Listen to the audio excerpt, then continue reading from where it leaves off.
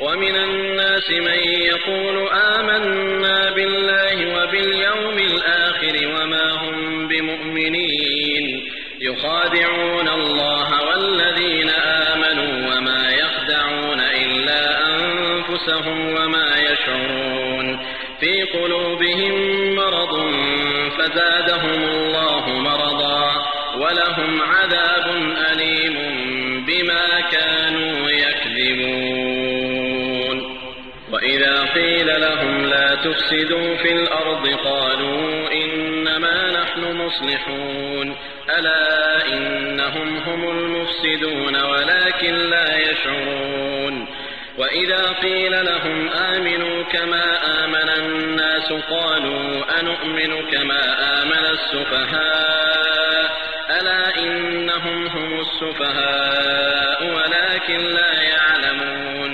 وإذا لقوا الذين آمنوا قالوا آمنا وإذا خلوا إلى شياطينهم قالوا إنا معكم إنما نحن مستهزئون الله يستهزئ بهم ويمدهم في طغيانهم يعمهون أولئك الذين اشتروا الضلالة بالهدى فما ربحت تجارتهم وما كانوا مهتدين مثلهم كمثل الذي استوقد نارا فلما أضاءت ما حوله ذهب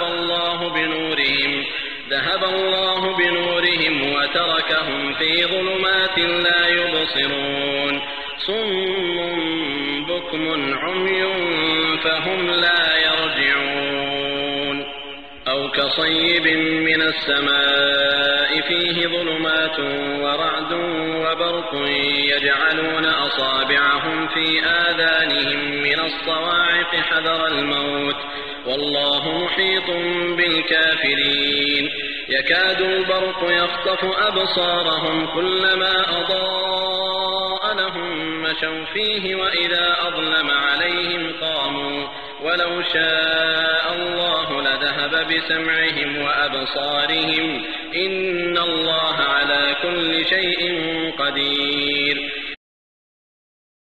आणि काही लोक असेही आहेत जे फक्त तोंडाने बोलतात आम्ही ईमान राखले अल्लाहवर आणि आखिरतच्या दिवसावर, परंतु त्यांच्याजवळ ईमान नाही. धोकेबाजीच्या गोष्टी करतात अल्लाहशी आणि खऱ्या ईमानवाल्यांशी, पण स्वतःला आणि कोणालाही धोका देऊ शकणार नाहीत हे मात्र ते समजत नाहीत. त्यांच्या मनात रोग आहे. अल्लाहनं त्यांचा रोग आणखी वाढवला आणि त्यांच्या खोट्या कबुलीमुळे त्यांना दुःखदायक शिक्षा होईल. आणि जेव्हा त्यांना सांगितलं जातं फसाद करू नका धरतीवर, तेव्हा बोलू लागतात की आमचं काम तर सुधारणा करण्याचं आहे.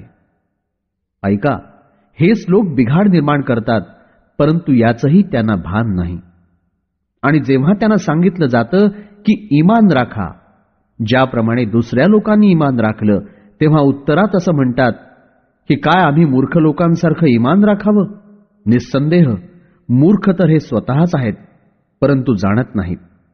यानंतरही त्यांची ही दशा आहे की जेव्हा कधी ईमान राखणाऱ्यांशी भेटतात तेव्हा सांगतात की आम्ही देखील ईमान राखलं, आणि जेव्हा एकांतात आपल्या बदमाश नेत्यांजवळ असतात तेव्हा म्हणतात की आम्ही तुमच्या सोबतीला आहोत, आम्ही केवळ थट्टा मस्करी करतो.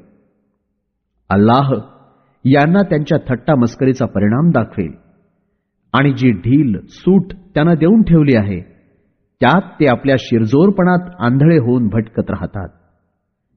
हेच ते लोक होत जे सरळ मार्गाच्या ऐवजी मार्गभ्रष्टता खरेदी करणारे बनले.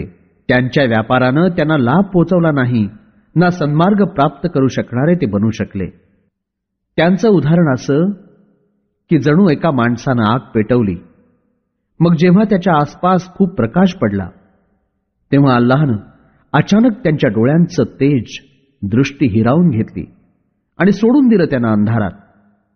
आता त्यांना काहीच दिसत नाही. बधीर, मुके आणि आंधळे झाले. आता ते कशाही प्रकारे सन्मार्गाकडे फिरू शकणार नाहीत.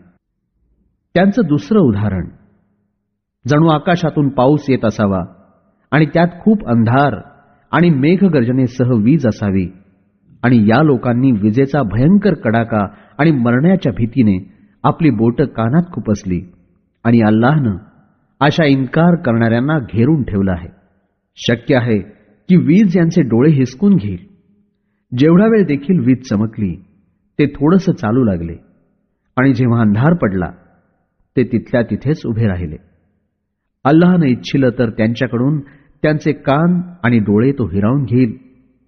यात शंका नाही की अल्लाह सर्व काही करण्यास समर्थ आहे.